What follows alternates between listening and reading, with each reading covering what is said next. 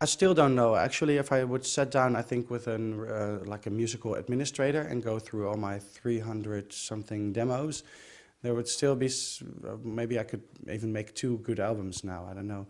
So I find it very difficult to be the judge of what is a good song or what isn't.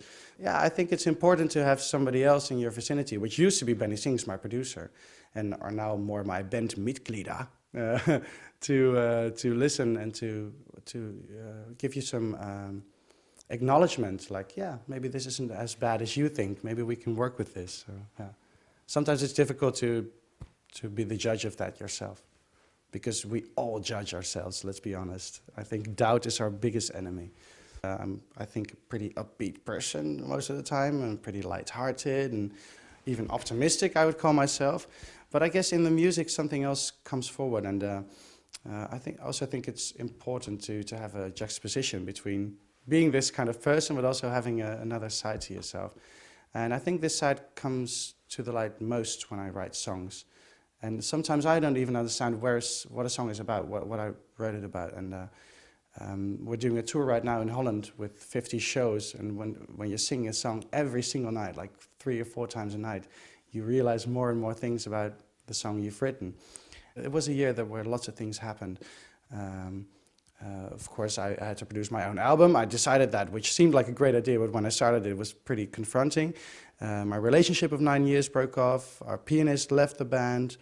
All these things combined, I think, they brought a lot of melancholy into the songs, which is natural. So it's just a reflection of life. But if I would write songs the way I am, it would be a very upbeat album, which is good, but you need some balance sometimes. So I like this, yeah, this combination. That's a name, the nickname for one of my friends. Her real name is Judith, but she's a lot of Italian friends who call her like Giuditta, Juju.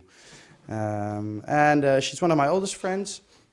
I've known her since we were still like alt rock kind of teenagers when we were 15. And yeah, she travels a lot. She went to Cuba and Guatemala, and well, she's been everywhere, especially Latin America.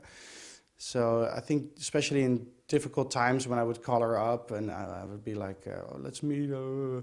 It's not going well or something. She would always be on a trip. So this is kind of a cry for attention. Like, please stick around sometime so we can see each other. It's a song about a girl who, yeah, travels the world and always, yeah, finds new adventures. Yeah. Yeah, I didn't have any connection, and I wasn't even drunk when I wrote it. To come back to that, I was in Paris the first time.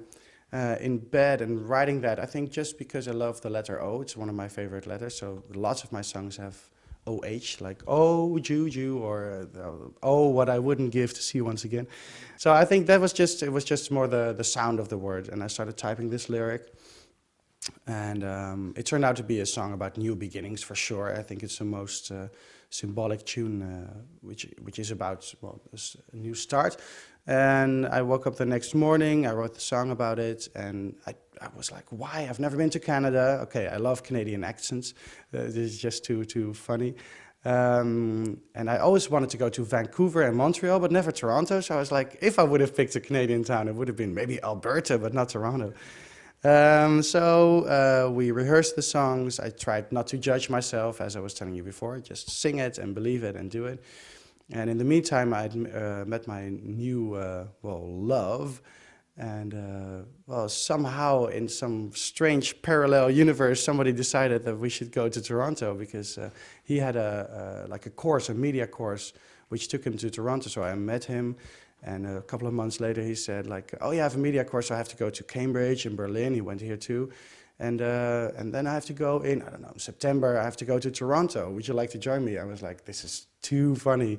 So the day after I sang the song, it was the last song I had to sing in the studio in London. They were finished already and the track had been recorded.